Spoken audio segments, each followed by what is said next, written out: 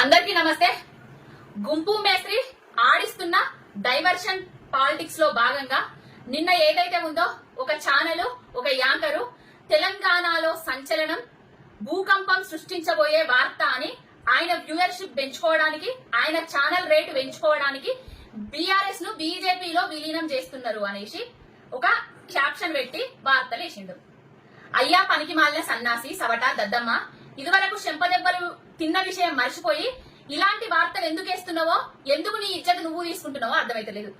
బీజేపీలా BRS ను విలీనం చేస్తున్నామనేసి కేసీఆర్ గిట్లా నీకేమన్నా ఫోన్ చేసి చెప్పిండా, కేటీఆర్ గిట్లా నీకేమన్నా సందేశం పంపిండా, లేకపోతే హరీష్ రావు ఏమన్నా మెసేజ్ పెట్టిండా?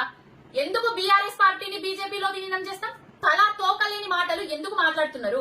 సంచలనం లేదు, సర్దికుడు లేదు, భూకంపం లేదు, ఏది లేదు. తెలంగాణ కోసం పుట్టిన పార్టీ, తెలంగాణ అస్తిత్వాన్ని కాపాడే పార్టీ, తెలంగాణ ప్రజల కోసం పాటుపడే పార్టీ. తెలంగాణ ఉన్నన్నాళ్ళు బీఆర్ఎస్ పార్టీ ఉంటది. బీజేపీలో విలీనం ఎందుకు చేస్తారా సవటతన్నాసులారా? బీఆర్ఎస్ పార్టీ ఇతర పార్టీలలో విలీనం కావాలంటే మా బీఆర్ఎస్ పార్టీ 100 సార్లు విలీనం కావాలి. ఎన్నిసార్లు క్యాప్షన్లు వేసుకొని బీఆర్ఎస్ పార్టీ మీద ఏడుస్తున్నారా? మీకు కేసీఆర్ పేరు తీయండి, బీఆర్ఎస్ పార్టీ పేరు తీయండి, అసలు మీకు ముద్దబోదు, జేబులు నిండాయి, అంతే కదా. అక్కడెవడో గుంపు మేస్త్రి సన్నాసి అమెరికా పోయి పెట్టుబడుల మీద ఇజ్జత్ తీస్తాడని అక్కడ ఇజ్జత్ పోకుండా ఉండడానికి తెలంగాణలో ఇక్కడ డైవర్షన్ పాలిటిక్స్ చేస్తున్నారా? ఆడిస్తున్నట్టుగా మీరు ఇక్కడ ఆడుతున్నారా?